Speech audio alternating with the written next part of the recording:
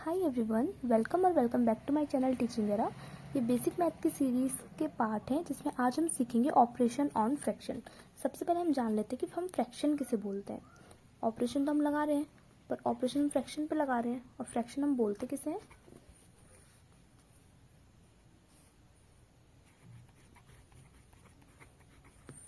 Fraction any number which can be written in the form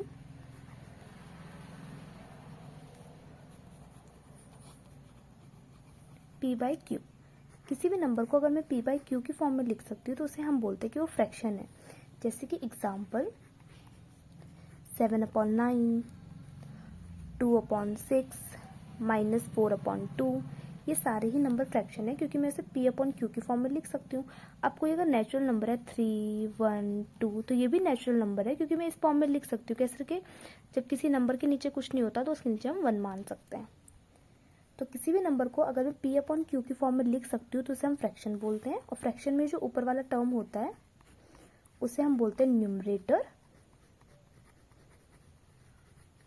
and जो नीचे वाला term होता है उसे हम बोलते हैं डिनोमिनेटर।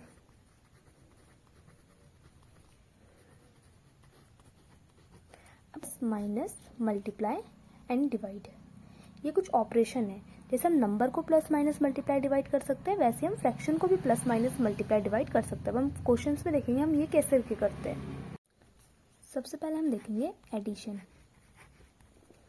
अगर मैं दो फ्रैक्शन को ऐड कर रही हूँ, 2/9 प्लस 3/9, जब भी डिनोमिनेटर सेम होता है तो हम डिनोमिनेटर तो सेम रहना चाहिए 9, और न्यूमरेटर को हम प्लस कर देते हैं 3 + 2 5, तो ये आंसर आ गया। लेकिन अगर यहाँ पर होता 2/4 प्लस 3/5, तो अब इसका डिनोमिनेटर अलग है, तो अब ये नहीं करना कि न्यूमरेटर को न्यूमरेटर से जोड़ दो, डिनोमिनेटर को डिनोमिनेटर से जोड़ दो, हम ऐसा नहीं करते हैं।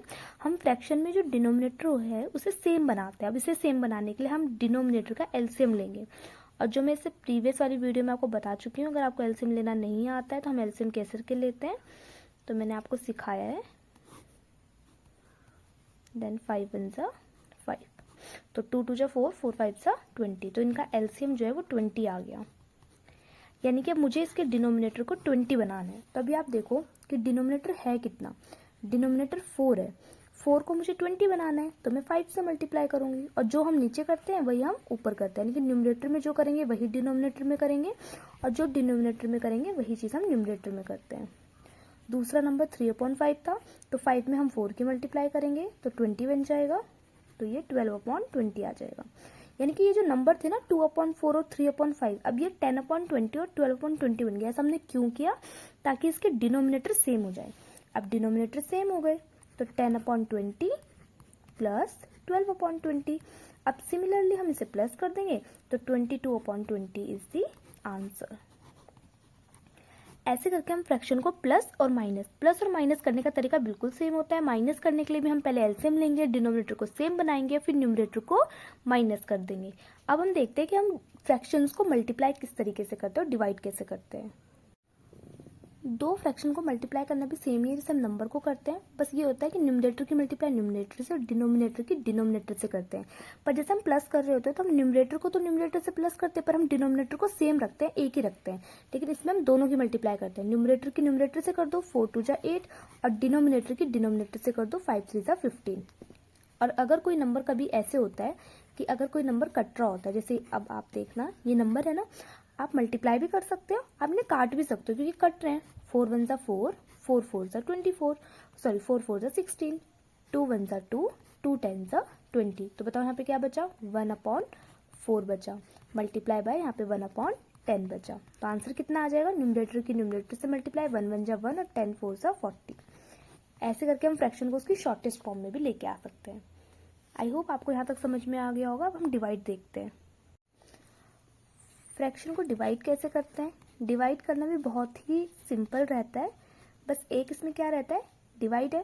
फ्रैक्शन को हम डायरेक्ट डिवाइड नहीं करते, इस डिवाइड को हम बनाते हैं मल्टीप्लाई, और मल्टीप्लाई का जो बाद वाला ये जो फ्रैक्शन होता है इसका हम रेसिप्रोकल कर देते हैं, यानी कि इसे हम उल्टा कर देते हैं। जैसे 2/4 है तो इसका उल्टा हो जाएगा 4/2। अब बिल्कुल ये मल्टीप्लाई जैसा ही हो गया, सेम टू सेम। अब कट रहा है तो काट सकते हो, 10 2 ज़ा 20 ये कट जाएगा, 2 2 ज़ा 4 कट जाएगा, तो आंसर आ जाएगा 2 2 ज़ा 4।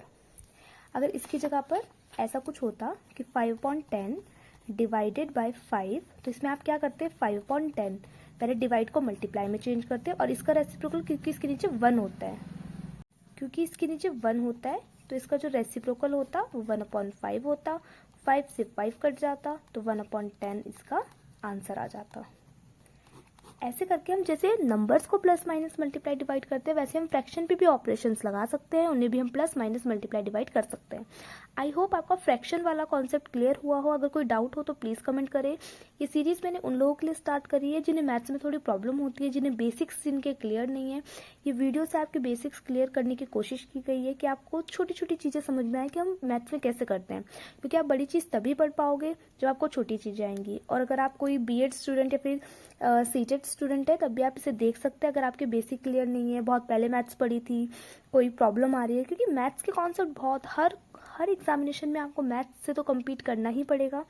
तो आप मेरे चैनल के साथ कनेक्ट कर सकते हैं, मेरे चैनल को सब्सक्राइब कर सकते हैं, आपको मेरे चैनल पे मैथ्स का वैल्यूएबल कंटेंट मिलेगा। आई होप आपको वीडियो पसंद आया हो तो लाइक शेयर सब्सक्राइब करें। मिलते हैं नेक्स्ट वीडियो में, तब तक के लिए bye bye, see you in the next video.